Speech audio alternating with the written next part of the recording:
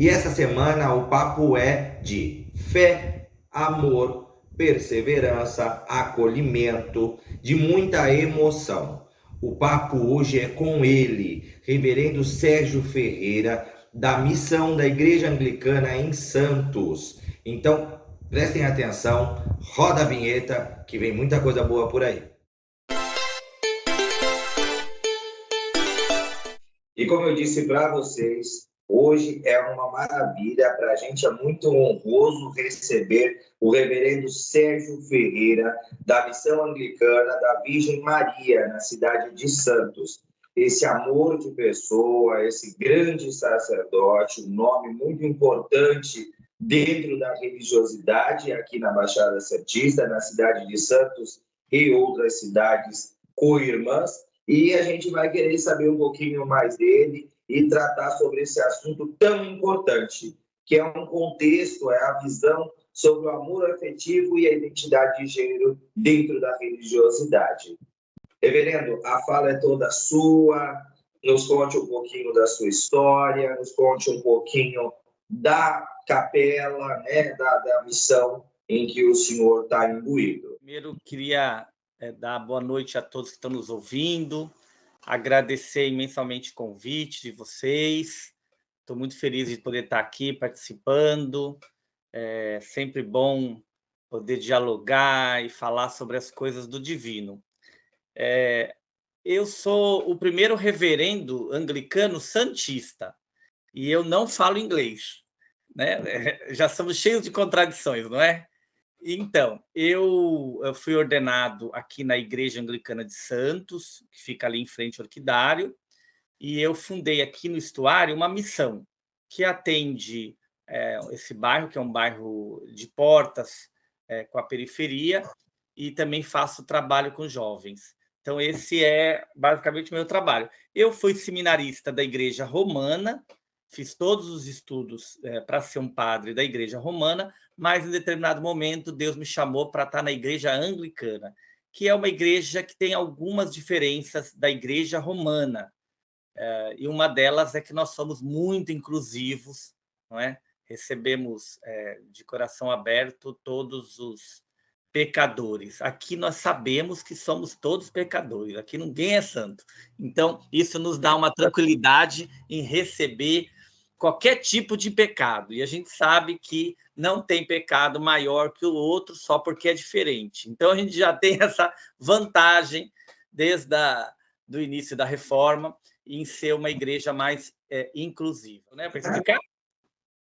Sim, sim, sim, sim. Para explicar e para elucidar que existe também a Igreja Católica, além da romana, que eu também vou entrevistar um padre, né, dessa vertente da Igreja Católica, que também começa a prestar atenção sobre a questão da inclusão, né? Conta para a gente um pouquinho como é que a Igreja Anglicana foi formada, um pouquinho sobre essa reforma, né, da Igreja, essa quebra, se eu posso assim chamar. Eu estou longe de ser um historiador de formação, mas a gente quer saber um pouquinho sobre essa reforma, sobre essa vertente da Igreja Católica e como ela chegou aqui no Brasil. Você me permite, eu não sou professor de história como você, então eu vou falar de uma forma que talvez as pessoas que estão nos ouvindo possam entender melhor. A Igreja Católica da Inglaterra, ela já tinha na sua origem, na sua evangelização, alguns pontos muito diferentes da Igreja Romana. O mais importante, diria eu, é que lá no norte da Inglaterra, da ilha da Inglaterra, e também na Irlanda, há uma aliança. Inclusive, nós comemoramos há pouco tempo atrás o dia de São Patrício, padroeiro da Irlanda. Há uma aliança dos cristãos com os celtas. Celtas era a religião nativa daqueles povos que estão lá na Irlanda, no norte da Inglaterra. E essa aliança já trazia para o cristianismo algumas diferenças, algumas tensões, né? Por exemplo, uma delas é o papel da mulher. Enquanto na Igreja Romana o papel da mulher é o papel, ela consegue chegar no máximo a ser uma religiosa, uma freira. Na igreja celta havia um problema, porque as mulheres eram as sacerdotisas. Então já havia essa tensão borbulhando de por que não as mulheres serem também ordenadas. Bem, no século XV, essas tensões ficam insuportáveis e aí o rei da Inglaterra se separa de Roma. Por motivos pessoais, ele queria casar de novo, o que não é um escândalo, naquela época era muito comum os reis se divorciar e casar de novo, mas o Papa não quis dar o divórcio para ele, havia questões políticas que envolviam a Espanha. Bom, resumo da história: o rei se separa de Roma e essas tensões que já estavam debaixo do tapete da Igreja Católica na Inglaterra implodem com a reforma, com a separação de Roma.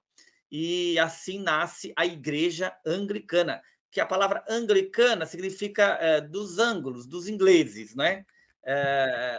Essa igreja acaba se expandindo através das colônias inglesas, tanto na África como na América do Norte. Na América do Norte, com a Guerra da Independência, ela ganha um novo nome, ela vai ganhar o nome de episcopal, por isso que no Brasil nós chamamos Igreja Anglicana Episcopal. Na verdade, nós viemos para cá com Dom Pedro II, com Dom Pedro I, escoltando a família imperial, veio os ingleses juntos, e aí eles vão conquistando cada vez mais no Império direitos a existir, não é? Direitos a ter seu culto, direitos a ter seu templo, no primeiro momento só para os ingleses e depois se expandindo mais. Quem tiver mais curiosidade, eu recomendo uma visita à Igreja Anglicana em frente ao Orquidário.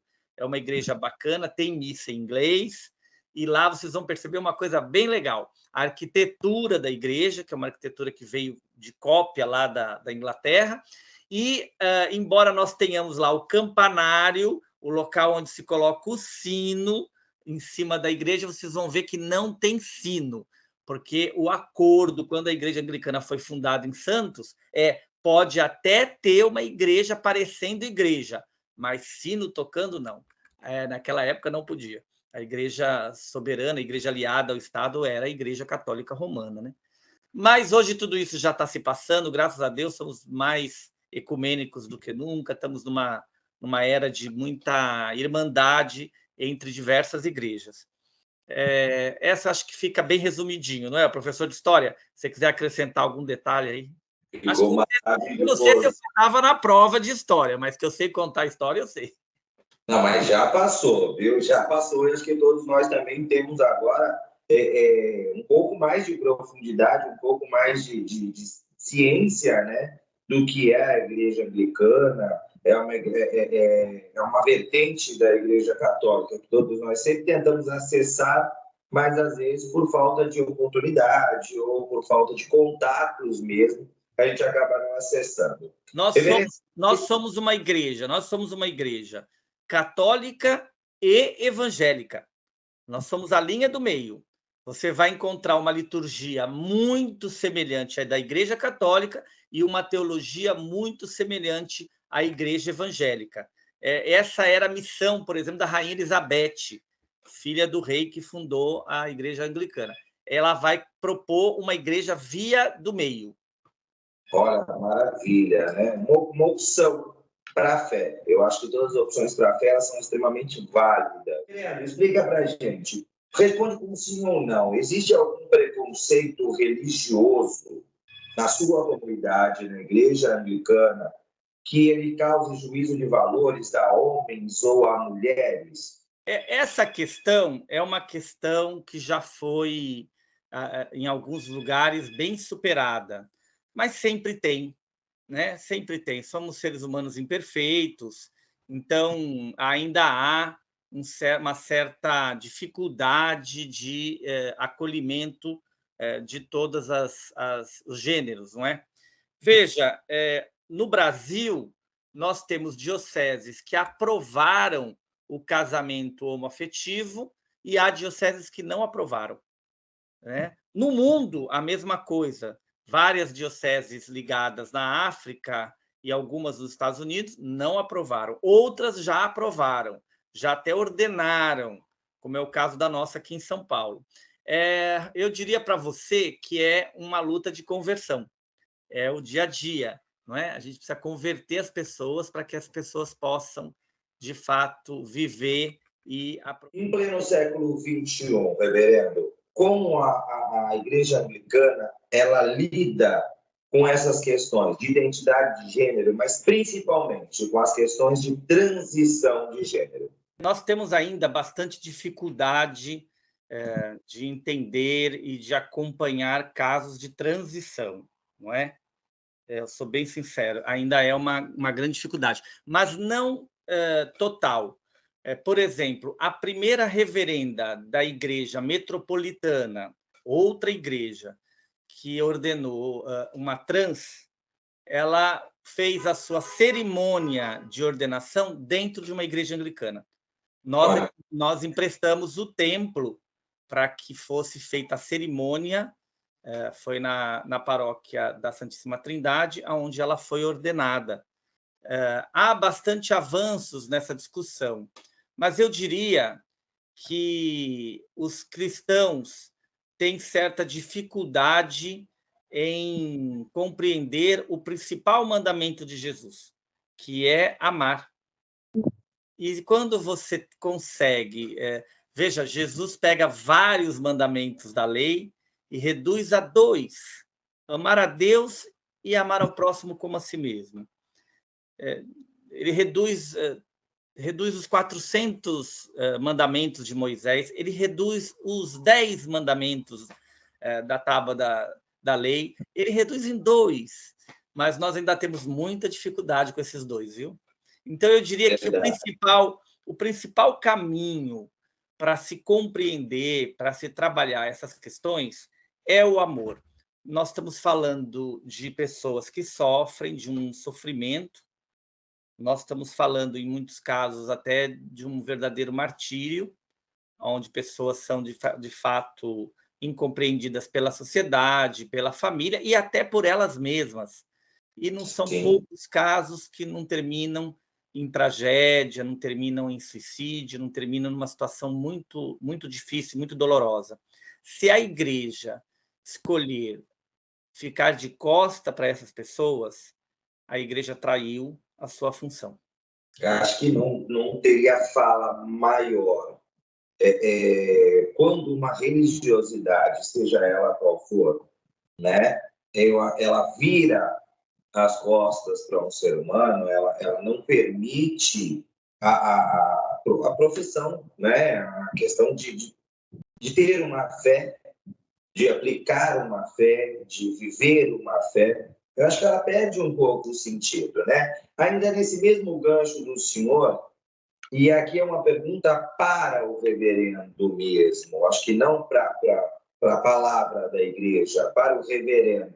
Como o reverendo Sérgio vê as questões do amor afetivo e as variedades dessa expressão do amor? Eu dei uma entrevista um pouco antes da pandemia, e essa entrevista, nos termos atuais das mídias sociais, viralizou. É uma palavra que eu ainda tenho dificuldade de usar, porque viralizou no século passado, está mais voltada à doença, né? Palavra de vírus. E eu me lembro até hoje do meu sobrinho falar: tio, a entrevista viralizou. Já tem mais de não sei quantas mil curtidas. Foi uma entrevista dada no G1, onde eu digo que o amor é, na verdade, a chave de compreensão, é a chave de tolerância, é a chave de acolhimento para qualquer tipo de dificuldade que a gente tenha em conviver nesse planetinha. Eu acredito que o amor é a pregação central de Jesus. E Jesus é a pregação central da Bíblia. Toda a Bíblia, toda ela, está voltada para a figura de Jesus Cristo. Ele, sim, é a palavra de Deus. Como diz São João, o verbo que se fez carne. No entanto, aquilo que está na Bíblia e que, confrontado com a palavra de Deus, que é Jesus Cristo, não bate, já está obsoleto, já foi superado. Jesus já veio, já disse qual é a vontade do Pai. Não há que se preocupar com uma regrinha aqui ou uma coisa ali, que, na verdade, são regrinhas da época do metal, de uma sociedade extremamente lá atrás, não é? Eu acho que o amor tem que ser sempre um sinal de Deus. E não sou eu que digo, é São João que fala. São João fala assim: olha, se você diz que ama a Deus e não ama o seu próximo, você é mentiroso. Ele coloca essas palavras na boca de Jesus. Jesus dizendo: se você diz que ama a Deus, mas não ama seu próximo, você é mentiroso. Porque o nome de Deus, o melhor nome de Deus é o amor. E São João fala isso: o nome de Deus é amor. Deus é amor. Então, numa data como hoje, né? Nós estamos em abril de 2022 e nós temos hoje no planeta 2 grandes conflitos, não é? Nós temos um conflito grande na Ucrânia, agora, abril de 2022, e a guerra da Síria, que há mais de 10 anos não terminou. Pessoas morrem, pessoas matam as outras, estão explodindo as casas, estão gastando todo o dinheiro investido em armas para destruir a vida. Quem tem algum problema com o amor, e principalmente com a manifestação do amor do outro, é porque está muito longe de Deus. Eu acho que não poderíamos começar melhor, né? O senhor tem alguma vivência dentro da sua própria religiosidade, dentro desses anos todos de estudo e aplicação da fé dentro da igreja? O senhor tem alguma experiência que o senhor viveu, que o senhor participou de perto, de preconceito, de alguma vivência dolosa ao outro, ao membro, que o senhor possa nos contar? Então, em 2018, 2017, 2018, eu realizei o primeiro casamento homoafetivo. Foi uma briga para conseguir isso, não é? Agora já tivemos 3 na Baixada, mas foi uma briga. E o que mais me comoveu nesse caso é que o casal que vinha à igreja pedir a bênção de Deus, e eu costumo dizer que nesses casos mais tem direito eles de receber do que eu de dar, era um casal que estava há 25 anos juntos. Uma história, né? E Uma vida. eles tinham conseguido na justiça, por uma questão civil de aposentadoria, tinham conseguido no Tribunal de São Paulo o reconhecimento retroativo dos 25 anos juntos, até por conta dos imóveis, eles já tinham 2 imóveis. Então, eu estou falando de 2 senhores que moravam juntos há 25 anos. Não foi fácil. Não foi fácil. O casamento se realizou na capela do colégio da Universidade de Santa Cecília, até porque um dos noivos era professor lá.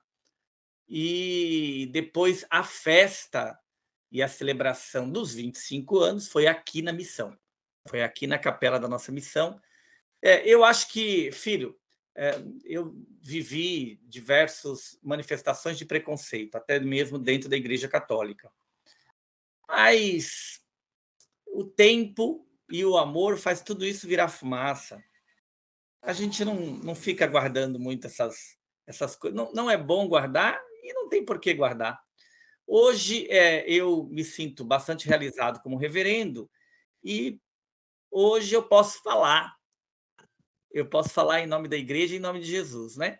A minha ordenação me deu esse crédito. Então, quem não gostou, paciência, agora é tarde. Reverendo, para a gente foi um prazer ter um pouquinho do seu tempo. A gente sabe da sua agenda, que é extremamente corrida. Para a gente, além de um prazer, foi honroso demais ser uma pessoa, eu vou dizer um militante, mas um militante do amor, um militante do amor de Cristo, eu acho que na Terra, né? Uma pessoa de um entendimento tão grande sobre o outro ser humano que, para nós, da comunidade LGBTQIA+, deveria ser referência. Eu acredito até que seja referência. É alguém para todos os demais sacerdotes olharem e falar, olha, dá para a gente entender o que é o amor, entender o que é o ser humano, entender que Cristo foi enviado na sua questão religiosa, na sua questão de fé, exatamente por esse ser humano também. E por que a gente vai excluí-lo, né, da fé? Finalizando aqui, para não nos estendermos mais, mas eu tenho certeza que vai ter parte 2. Pode falar. Eu queria só falar um pouco sobre o casamento, se você me permite. Claro, por favor. Até porque muitos devem estar ouvindo e já devem estar imaginando o casamento. Eu queria dizer o seguinte: o sacramento do casamento é uma bênção dos cristãos, não é? É uma joia dos cristãos.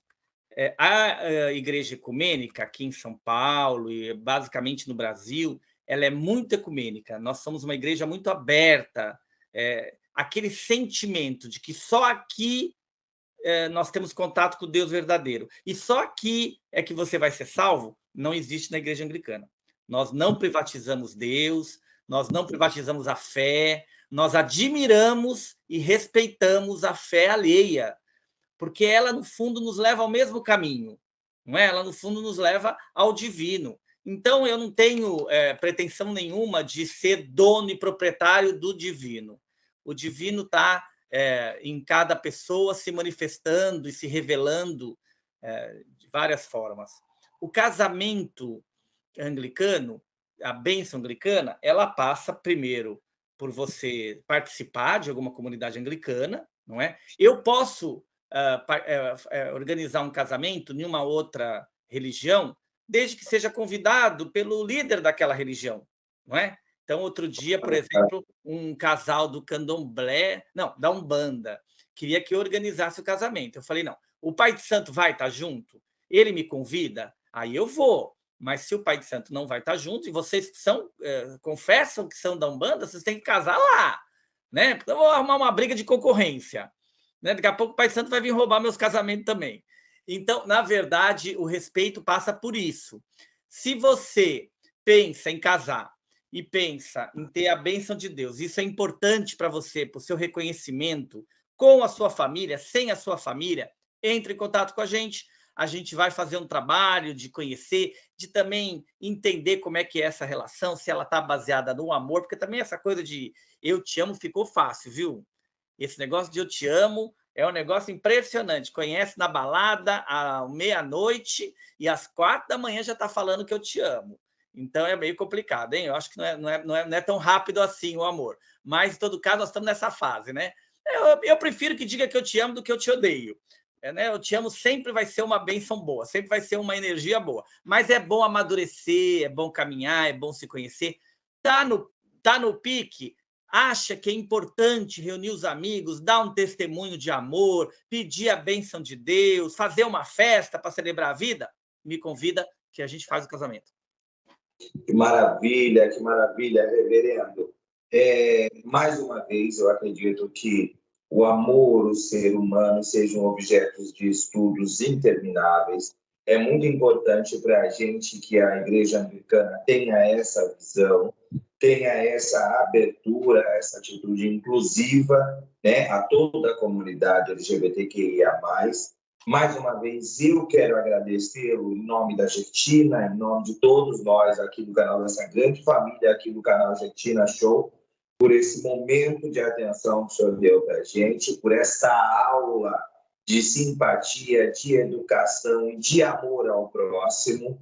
Meus parabéns, a gente tem apertado cada dia mais essa amizade e, para nós, eu acho que em nome do nosso nome, eu quero agradecê-lo por existir. Agradecer a Deus por permitir a sua existência e permitir esse trato tão fino, tão delicado e tão gentil para com todo ser humano. Vamos finalizar aqui Deixa suas redes sociais. Um beijo para você, Jefferson, para Jequitina. Aguardo vocês aqui na missão para a gente também poder estar junto, tá bom? Logo, logo, uma cobertura aí. Finaliza o papo com a gente, deixando os contatos do senhor, redes sociais. Você me acha no Facebook, Reverendo Sérgio Ferreira, ou Sérgio Ferreira também. Você me acha no Instagram, Rev Sérgio Ferreira. E aí tem o site da igreja, que é missãoanglicana.org.com. É isso? Vai estar tudo aqui. Enquanto passar tudo aqui embaixo, tá bom? A Jequitina Show, vocês já sabem. Só procurar no YouTube, Jequitina Show, todas as redes sociais também vai estar no final. E um beijo. Parabéns pelo trabalho, parabéns. A semana que vem tem mais. Aguardo vocês. Até lá. Tchau.